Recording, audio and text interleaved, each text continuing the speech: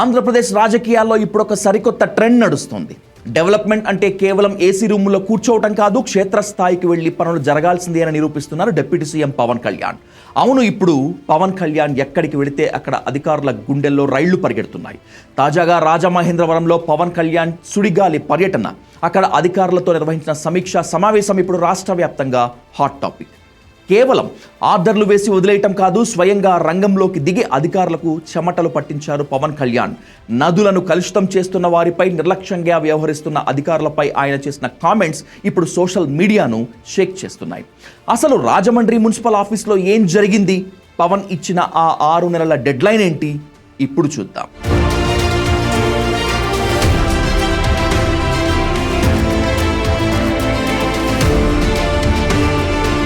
Rajahmundry municipal కార్యాలయానికి చేరుకున్న deputy CM Pawan Kalyan మొదటగా రాబోయే గోదావరి పుష్కరాల ఏర్పాట్లపై అధికారులతో సుదీర్ఘ సమీక్ష నిర్వహించారు.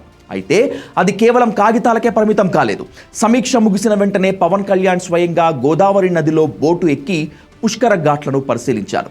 ఇందులో భాగంగా ప్రసిద్ధ కోటిలింగాల ఘాట్ వద్ద బోటు దిగి అక్కడి నుంచి నల్ల కాలువ ఛానల్ వరకు ఎండను కూడా లెక్క చేయకుండా నడుచుకుంటూ వెళ్లారు. అక్కడ జరుగుతున్న మురుగునీటి శుద్ధి ప్రక్రియను అత్యంత నిశితంగా పరిశీలించారు. శుద్ధి చేసిన నీటిని నదిలో కలిపే ప్రాంతాన్ని చూసి నదీ జలాలు కలుషితం కాకుండా మురుగునీటిని శాస్త్రీయంగా శుద్ధి చేయాలని అధికారులకు అక్కడికక్కడే కఠినమైన దిశానిర్దేశనం చేశారు.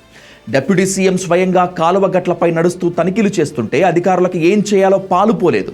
ఈ పర్యటనలో గోదావరి నది కాలుష్యంపై, క్లీన్ కృష్ణ గోదావరి మిషన్ పనితీరుపై పవన్ కళ్యాణ్ తీవ్ర అసంతృప్తి, ఆగ్రహం వ్యక్తం చేశారు. సమీక్షా సమావేశంలో అధికారుల వైఖరిపై సీరియస్ అయిన పవన్ అత్యంత భావోద్వేగమైన, కీలకమైన వ్యాఖ్యలు చేశారు. మనకు జీవితాన్ని ఇచ్చే నదులను చంపవద్దు, గోదావరి, కృష్ణా నదులను మనం ప్రాణప్రదంగా రక్షించుకోవాలని అధికారులకు స్పష్టం చేశారు. పరిశ్రమల నుంచి వచ్చే రసాయన వ్యర్థాలు ఎట్టి పరిస్థితుల్లోనూ గోదావరి నదిలో కలిసేందుకు వీల్లేదని తేల్చి చెప్పారు. నిబంధనలు ఉల్లంఘించే పరిశ్రమలపై పొల్యూషన్ కంట్రోల్ బోర్డు అధికారులు తక్షణమే కఠిన చర్యలు తీసుకోవాలని ఆదేశించారు. పవన్ అంత సీరియస్ గా మాట్లాడేసరికి హాల్లోని అధికారులంతా సైలెంట్ అయిపోయారు. పవన్ కళ్యాణ్ కేవలం హెచ్చరికలతోనే ఆగిపోలేదు. ఓ పక్కా టైం బౌండ్ యాక్షన్ ప్లాన్ ను అధికారుల ముందు పెట్టారు. వచ్చే 6 నెలల్లో నదుల్లో స్పష్టమైన మార్పు కనిపించాలి, అప్పుడే పనులు జరిగినట్లు లెక్క అని పవన్ కళ్యాణ్ అధికారులకు ఓ పవర్ఫుల్ డైరెక్షన్, డెడ్లైన్ విధించారు. ఈ జీవనదుల పరిరక్షణ కోసం ప్రత్యేకంగా ఓ టాస్క్ ఫోర్స్ ఏర్పాటు చేసి తక్షణ చర్యలు చేపట్టాలని, నదుల పరిరక్షణకు ఈ రోజు నుంచే యాక్షన్ ప్లాన్ అమలు కావాలని ఆర్డర్ వేశారు ఆయన. పవన్ వెంట ఈ టూర్లో మంత్రి కందుల దుర్గేష్, సీనియర్ నేతలు బుచ్చయ్య చౌదరి, సోము వీర్రాజు, ఆదిరెడ్డి వాసు వంటి కూటమి ప్రముఖులు, ఎమ్మెల్యేలు కూడా ఉన్నారు. పవన్ తీసుకుంటున్న ఈ దూకుడు నిర్ణయాలు చూస్తుంటే రాబోయే రోజుల్లో తప్పు చేసే అధికారులకు, నిబంధనలు పాటించిన ఫ్యాక్టరీలకు కాలం చెల్లినట్లే అనిపిస్తోంది.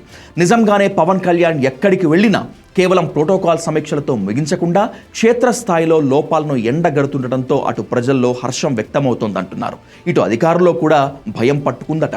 మరి పవన్ కళ్యాణ్ విధించిన ఈ 6 నెలల డెడ్లైన్ లోపు ఆఫీసర్స్ గోదావరి, కృష్ణా నదుల రూపురేఖలను మారుస్తారా లేదా అనేది లెట్స్ వెయిట్ అండ్ వాచ్.